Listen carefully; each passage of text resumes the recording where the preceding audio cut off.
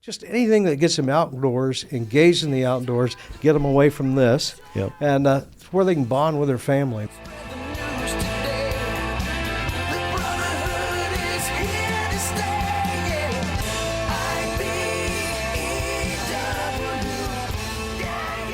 Hello, this is Kenny Cooper, International President. Welcome back to Leadership to Membership podcast.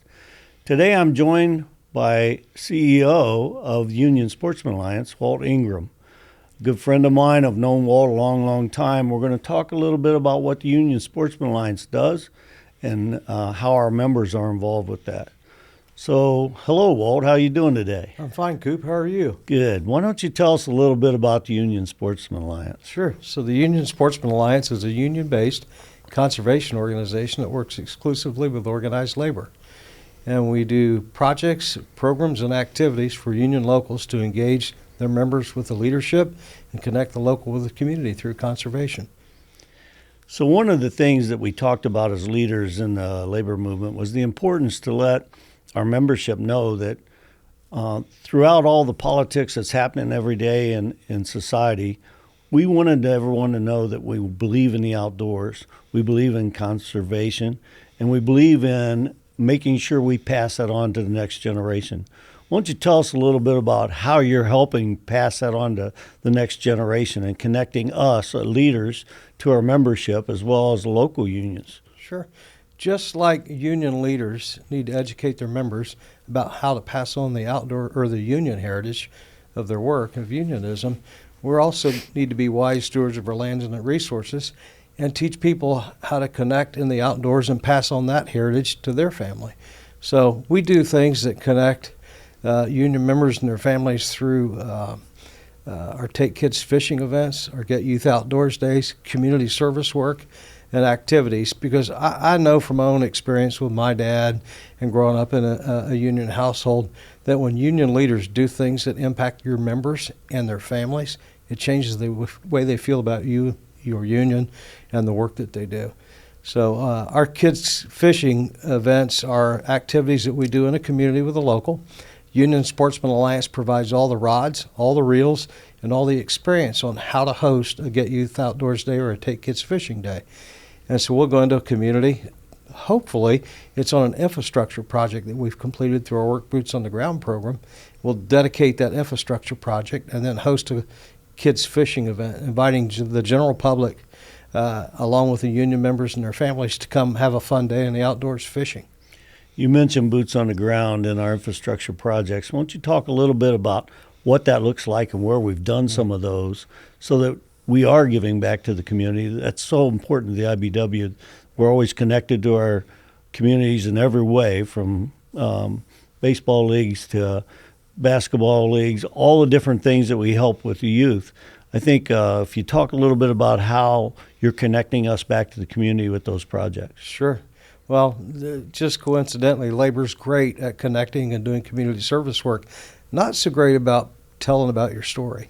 So Union Sportsmen Alliance will help your local tell your story about the work you do in the community, which is important. But we'll do an infrastructure project. All of our Work Boots on the Ground work centers around habitat, access, opportunity, and youth mentorship. So everything that we do in the community ties back to those four pillars. So we'll go in and build a fishing dock or a fishing pier or a boat dock to provide access and opportunity. Then we'll host one of our youth events. And I can't tell you how many fishing docks we build around the country, but it's dozens. The most recent one that I can think of that we completed was out in Kennewick, Washington, with IBEW Local 112 and their members, along with the Building Construction Trades Council, put in a fishing pier and had a great Take Kids Fishing Day.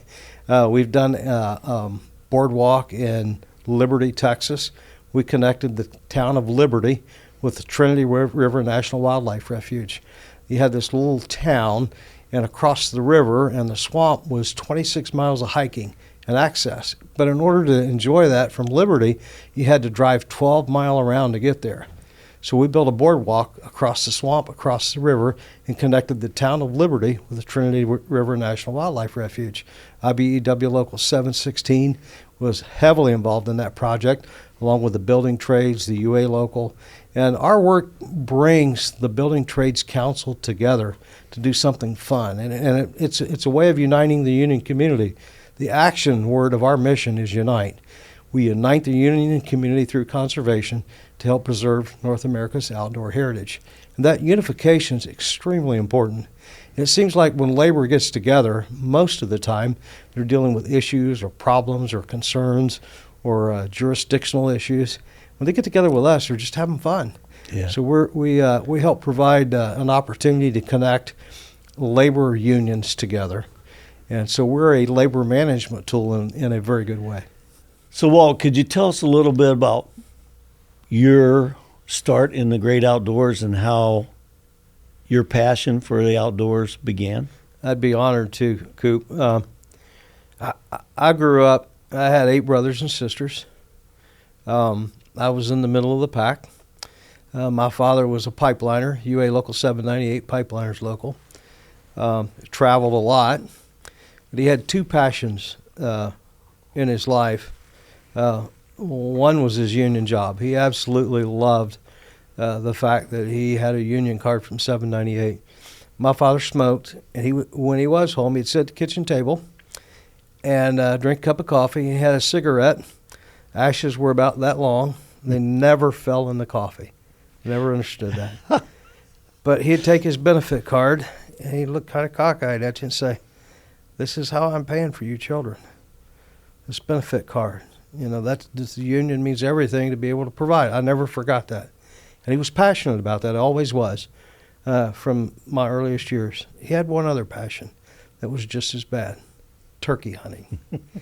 And so my father was a turkey hunter. My grandfather was a turkey hunter. My first turkey I shot in 1966. I was 5 years old, hunting in Madison Parish. And my dad said, "Son, when that gobbler comes through the woods, you're going to hear him going, gobble, gobble.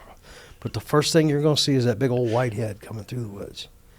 So I'm sitting in between his legs with a Browning A5 shotgun, a 32-inch barrel, full choke, which is a lot of gun for me today. And at that age, my dad was helping me hold it.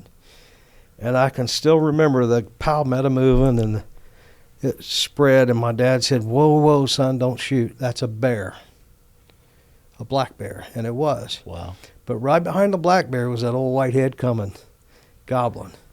And I had to wait for the black bear to move to shoot a gobbler. Well, I was all excited. I'm 5 years old, killed my first turkey. We get back to camp. All they wanted to talk about was that bear. Because it was the first modern sighting in Madison Parish of a black bear. Wow. Since Teddy Roosevelt shot his bear. Wow. In Tensall Parish, which was just a couple of miles east of where we were hunting. President Roosevelt shot his bear in Louisiana in Tensall Parish. And so I grew up in the tradition of hunting and the outdoors. And I love to hunt. I love to turkey hunt, especially, as you well know. We've had the pleasure of hunting together and taking turkeys together. And by the way, this guy's the real deal. He loves the outdoors. He loves to shoot, hunt, fish. He's not just talking when he talks about it. He walks the walk. But it lit a fire in me for turkey hunting that I still have today. I'm 64 years old. I still love to turkey hunt. I love the thrill of hearing a gobble. And it's just changed my life. And we grew up hunting. Back in those days, turkey hunting was a secret. Yeah. If you had a gobbler, you didn't There wasn't that many turkeys. Yeah, you didn't tell other people. So my dad and my grandfather did what they call laid out on turkeys. So when we go hunt, we'd take a wallet, which was a bedroll, a tin bucket to boil water, and some Vienna sausages, and we'd hunt all day. And when the bird roosted that night, you snuck off 300 or 400 yards, made a bedroll and a real small fire to make coffee, and that's it. And we didn't have mosquito nets or thermocells, and in the swamps of Beff River, it was tough. A little tougher then. Yeah, but I that's how I grew up learning to turkey hunt. And now today it's a social sport because, you take people that are new to the sport. Turkey hunting is the only hunting activity in our time where the son could introduce the father to something new. Yeah. And it was just really cool. Now, I had that heritage of my dad teaching me to turkey hunt. But, there's 1 million more turkeys today than there were 5 years ago. Turkeys in every state. So that's how I got started in the outdoors. So I have to confess, of all the hunting I've done, and I've hunted just about everything that leave a track, you were the first one to take me turkey hunting, introduce me to turkey hunting. I fell in love with it. Of course, I went with an expert, and that made it a lot easier for me. All I had to do was sit there and wait and watch for that white head, as you said, coming up through the woods. But I can't say thank you enough for introducing me to the hunt, because I'd never done it before, and the fellowship that we had. Sure. Every time we've we've had a good time, from the swamps in Georgia all the way down to the woods in Maryland. I mean, we've had a few turkey hunts together that we've really enjoyed, and I can't say thank you enough for that. My pleasure. My father was a coon hunter too, much like you. Now, I won't say I really enjoyed coon hunting with my dad, because he did it for a job. I mean, he was all about it. But the coon hunt I experienced with you this last year in Maryland, where I came back bloody and muddy and needed stitches in my leg, that was a real experience. I would encourage everybody to try that. I mean, that's the only way to live. No, we had a great time, wonderful memories. Union Sportsmen Alliance is one of those places where you can share the passion of two brotherhoods. Yep. You can share the brotherhood of the outdoors, but you can proudly share your union heritage too. And that's really important for all members of the union trades and industrial unions to be able to share your passion and your pride for your union, as well as those things you enjoy away from work. So Walt kind of told the story on himself. We were at the fireside chat, which we had a board meeting that afternoon, and then that evening we had some of the sponsors in, and some festivities going there, and we just had a real good day. Well, I took a couple hounds with me to that trip, and I don't get a chance to hunt very often, so I capitalized on the hunt, and we went out, and I had 7 adult males with me. To find out, when Walt left to go get a truck with another individual, he fell and cut his leg. The other 5 guys that was with me, I left them in different spots to kind of keep track so everybody knew where they were. And what I didn't know, that I was hunting with 5 individuals that scared the dark. Well, they'd never been in the woods. They had no idea where they were. And Coop, you and I were the only two that knew how to get around them woods in the dark at night. And so they're scattered out, scared to death. And I won't name any names, Matt Johnson, but one of them was texting us, "My phone's about to die. I don't know where I am. I'm scared. Can you please come get me?" He said he heard all kinds of wolves, bears, and everything around him, although there weren't any wolves or bears, but he was for sure. That was a better memory than any. And, we've been blessed with a lot of partners, and our founding partners have done so much to help Union Sportsmen Alliance. Bank of Labor, Union Insurance Group, Buck Knives, the AFL-CIO, HIT, and, of course, Ulico.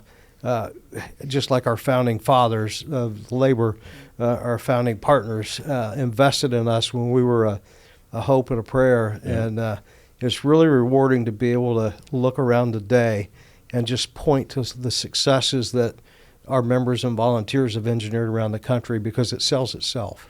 And as you said, the most important piece of all the outdoors things we do is that camaraderie that we have, and the relationships and the fun that we can. It's all about the people and the memories. Yeah.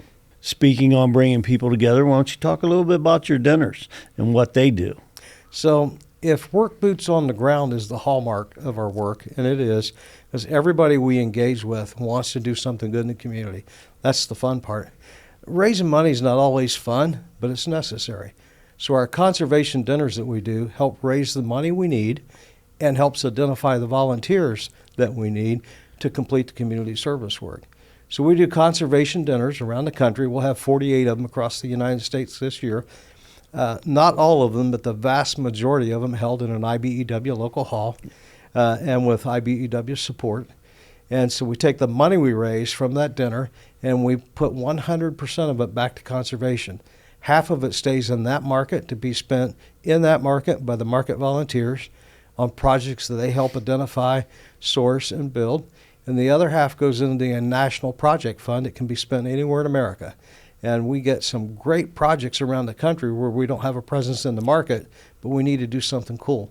and good for the community and good for labor. So we'll take that money and spend there. When you're raising that money, talk a little bit about the prizes that you give away at each one of these dinners, how many tables usually there is at the average dinner, and the camaraderie that happens during those dinners. A lot of camaraderie for sure. Yeah. So the dinners that we do, we sell tables, and we sell them in groups of 10. So a union local, a union friend of labor, a healthcare provider, people that engage and work with unions sponsor those tables, and then they fill them up with people. It might be veterans from the community. It could be members of the union local. It could be contractors providing a table for their what people they call employees and we call members. Fill that table and fill up the room. So then the night of the event, we have an auction, fundraising auction with an auctioneer. We have raffles and door prizes. So every table has a prize on it. And if you purchase a table, make a donation to do that, you're going to either get a Henry lever action rifle, a Wild Gear cooler, or a Barnett crossbow to give away. Our members, vast majority of the members in building trades love the outdoors, love to hunt, love to fish, love to recreate. So we have prizes connected to the outdoors. And so we sell raffle tickets on a bonus raffle and card raffle and egg raffle and any kind of raffle you can think of. We sell those raffle tickets, games of chance, and then we give away prizes. And when they leave at the end of the night, they're walking out with an arm full of outdoor gear. It might be kayaking or it might be camping, shooting, hunting, archery, but stuff that people will use to go back and enjoy their time in the outdoors. You know, you mentioned hiking. One of the things that you do here in the D.C. area every year is the hiking get-together here in some of our national parks. Talk a little bit about that, because it's not always just hunting and fishing. We do a lot more than that with Union Sportsman Alliance, correct? Sure. When you look at the demographic of IBEW, the building trades, or the AFL-CIO in general, 74% of all members shoot, hunt, fish, hike, camp, or recreate in the outdoors. That's a lot of people. I wasn't the sharpest guy in math, but I think 74% of about 16 million adds up to a lot. Yeah. And so having activities that people enjoy, it doesn't always have to be shooting or fishing or hunting. You can be camping or hiking, just anything that gets them outdoors, engaged in the outdoors, get them away from this. Yep. And it's where they can bond with their family and bond with their brothers and sisters in the union and meet new people in the community. It's so vitally important. When COVID, back in the year of COVID and the times after, there was a renewed interest in just spending time outdoors. And so we started a hike. The first hike we did was here in D.C. at Great Falls National Park, and it was all for all women. And so we had a couple hundred ladies from all around the country showed up and went on a hike and just had a blast. Yeah. And it was so well received, we started to do them around the country. And then last year for Trade Women Build Nations, we had a fishing event for ladies that attended the conference, and those sisters know how to have fun. Yeah, it was like fishing amphitheater around that lake because ladies would catch their first fish and the crowd would just roar around the banks. Way to go, sister. and just a lot of excitement. And just a side note about Trade Women Build Nations, if the rest of labor could ever figure out how to have a conference like that, if you go to Trade Women Build Nations and you leave there uninspired, not motivated, not feeling good about the labor movement, you're in the wrong business. It's just bottom line. I totally concur. Our last women's conference, Paul and I left there so energized.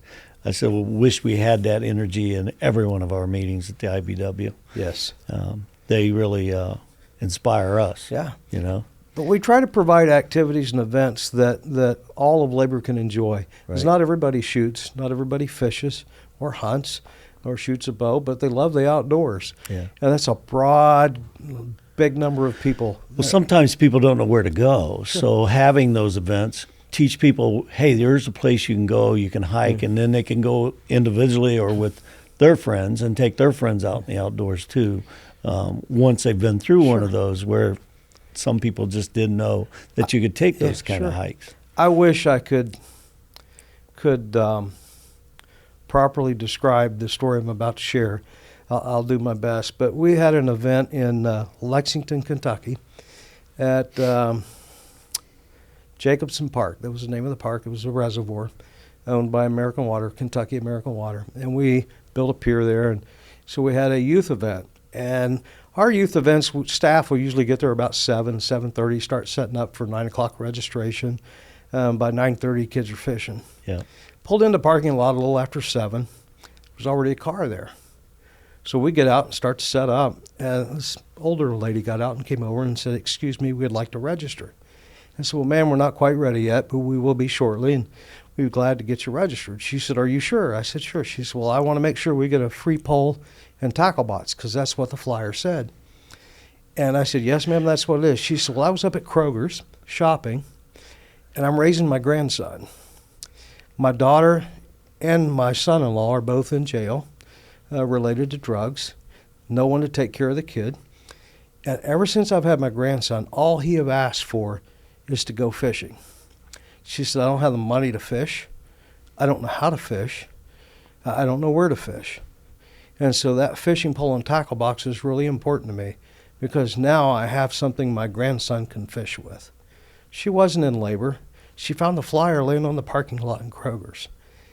But those are the kinds of impact that our programs and events and activities have. And I don't know her name.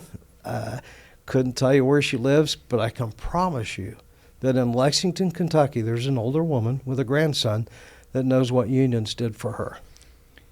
You know, Walt, you tell me that story. It's the first time I heard that individual story, but I've heard so many testimonies about father and sons coming together, brothers who hadn't talked to one another in a long, long time, that got the opportunity to go on a hunting trip or a fishing trip or a hiking trip where it changed their lives.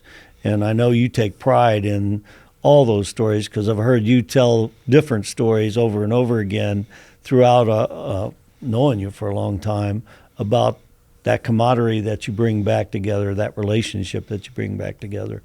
And this provides a tool to do that. That's why we do what we do. That is the why, 100%. And the opportunity for any union local to do that exists. If you're in a union local and you're trying to figure out how do I get started, just go to our website, unionsportsmen.org, click on who we're about, find my name and contact information. We have staff on the conservation side. Sam Phipps is our director of conservation. He and Cody Campbell, the manager, oversee all our Get Youth Outdoors days, Take Kids Fishing days, and our conservation projects. We have the expertise to help you, and we have the resources. What we need are the people. Yeah, you and your staff stand ready to help any IBEW local anywhere across the country to start into the process in the Union Sportsman Alliance. You know, speaking on that, I know recently you reached a milestone with the Union Sportsman Alliance on membership. You want to talk a little bit about that? I sure do. I was fortunate enough to be invited to speak at the IBEW Construction and Maintenance Conference again this year. And on Saturday morning, I was in my room as I was preparing some of my notes. I got online to look for some membership information, and I noticed on our Salesforce page that we were sitting at 349,673 members. I had to do the math. Yes. I told you math wasn't my sharp suit. We were 37 members short. And so I took a chance. I'm not afraid to take chances and look a little foolish, but during the conference I asked for 37 volunteers who did not belong to Union Sportsman Alliance that would be interested in joining to come forward. And they did, and we were able to sign up our 350,000th member. Today we sit at 350,007 members. Congratulations. Well, thank you. And a lot of those, in fact, the vast majority of those are IBEW members. And we've had great success. You're one of our largest charter union affiliates and one with the most members. And we've had some really good luck with the apprenticeship side, which we can talk about. But that was a great day. And we presented that young man with a Colt 1911. It's a union-made UAW American-made gun, and I think he was pretty satisfied. Yeah. So you talk about the charter memberships and the charter unions that were involved. Tell me a little bit about that so the audience understands what that meant. So Union Sportsman Alliance was formed in 2007, and we're a membership organization. And we had some unions step forward and say, we believe in you, we're going to help launch this. and we want to affiliate and give our members a chance to sign up. IBEW was one of the initial charter union affiliates, along with 7 or 8 others. We now have all the building trades, but operating engineers and iron workers. We also Soon to come. Soon to come. No pressure. And then we also have auto workers, machinists, steel workers is our newest affiliation. Congratulations. Thank you, and I appreciate your help. And the NFL Players Association. So any one of those unions, including the IBEW, your members can join at no cost to you. The International Union pays for your membership. So if you want to get into Brother Cooper's pocket, brothers, sisters, join up. Yeah, I want to emphasize that anyone that signs up that has a union ticket through the IBEW, it's free. It costs you nothing, and it's a lifetime membership. Talk about what that lifetime membership means to an individual out there in the IBEW. Sure. So when you join as a member of the Union Sportsmen Alliance, as an IBEW member, you're a member for life. No matter what age you join, your membership never expires. So when you're a member of Union Sportsmen Alliance, that allows you to be eligible for all the activities, events, and programs that we run. We have deals and discounts. You're going to buy something outdoors? Come check with us first. We might have a really good deal on it. It might be worth your while. But we also run giveaways and campaigns. We have some national partners that help us a lot. I think a lot of you probably use Milwaukee Tool. And if you'll notice, we give a lot of Milwaukee tools away to our membership. Just all you have to do is register for the drawing. And so I would encourage you to go to unionsportsman.org, click on Join Now, click that you're a charter union member of the IBEW, you're a member of the IBEW, and there's no cost for you to do that. One of the things that Walt and I sit down with the Electrical Training Alliance, Todd Stafford, and talked about how we can make sure that every apprentice got the opportunity to join Union Sportsmen Alliance. You want to talk a little bit about what we've done there? I do. I really, first off, Todd Stafford, thank you so much, and your staff, Greg, Danielle. We really appreciate what you did for us, because it's a game changer for this organization, I promise you. But we were able to work with Todd and staff and designed a pop-up message on the LMS. And when the apprentice logs in each morning, there was a little pop-up message for third-year apprentices that said, click here to join Union Sportsmen Alliance. If you click there, it took you to a landing page. We were giving away about $1,500 to $2,000 worth of Milwaukee tools. And we had a 90-day period. Don't remember the exact dates, but it was about 90 days last year where you could join. And if you joined in those 90 days, you'd be eligible for the drawing to win. And we did have a winner, and the young man's name was Colton Graves. He was out of IBEW Local 190. Now, I'm doing this from memory. That's pretty good. But I'm pretty sure I have it right. And if I don't, and if there's a Colton Graves in 190, sorry, I got your heart rate up. But anyway, in that 90-day period, we signed up over 10,000 new Union Sportsmen Alliance members. We had a few more than that. Some were already members that had joined. But we recruited over 10,400 new members. And then after the drawing expired, but the campaign ran, we ended up with a little over 14,000 third-year apprentices from IBEW joining in the campaign. For an organization that's 350,000 members strong, to grow by 10,000 members in a 90-day period is huge for us. So next year we plan on doing that with a new third-year apprenticeship class across the nation. I think that's a added benefit to the IBEW, an added benefit to Union Sportsmen Alliance, and an added benefit to every one of our members out there. So I look forward to seeing what you do next year with that number, and hopefully we exceed that. Well, Lord knows in this time and age, time flies, but it's already next year. Yeah, that's We're going to true. do that. I guess it is this year. We'll be Yes. doing that, Yes, launching so- that campaign again here before too long. And so Awesome. if you're an apprentice of any age or time in the program, you can go to unionsportsman.org and join. If you're a third-year apprentice, expect to see it pop up on your landing page on your LMS. So before we leave, Walt, if there's anything you'd like to talk about or say to IBEW members out there and their families about the Union Sportsmen Alliance, I'll give you that opportunity. Sure. Well, for those of you that have supported us for all these years, thank you. Union Sportsmen Alliance would not be the organization we are today without the support we've had from IBEW. And as much as I appreciate the support from your international office, I'm talking about the union locals across this country. We're in over 100 markets, and there is not one single market that we work in that does not have IBEW involved and active, so thank you. But I think you have 267 building trades jurisdictions around the country, and we're in 67 markets with building trades jurisdictions. So we've got a little room to grow. So if you're a member of a building trades jurisdiction where we don't do a shoot or a dinner or a conservation project, I'd encourage you to reach out to us. We are a great tool to help you connect with your membership. We're also a great tool to help you connect with the community. And then I think we're a great labor management tool because contractors and union leaders have the same needs. Union leaders, we call them members. Contractors call them employees. And you both need to connect with the community. And we're a great tool to connect with the community through conservation. And we'll help tell your story. Because I know most of you are pretty shy about it. You do lots of great work, but you don't always take time to tell the community what you did. And we'll absolutely do that for you as well. So we're fortunate in the IBEW. As you said, we got local unions all the way across the country. We have approximately 800 local unions, and we're in every little nick and cranny in every state across this nation. We're pretty fortunate there. And the IBEW always gives back to the community. So this is another opportunity to give back to the community, be a part of that community. And I think the Union Sportsmen Alliance is one of the best things we got going as far as opening those doors and having those conversations. Well, Walt, I wanted to thank you for joining me today in the podcast. We're bringing in guest speakers every so often. You've been a great partner throughout. I've known you for 30 years now. Seems like we kind of grew up together. I know you're a worthless Buckeye like me from the state of Ohio, but I appreciate your friendship. I appreciate your fellowship, and I can't thank you enough for being here today.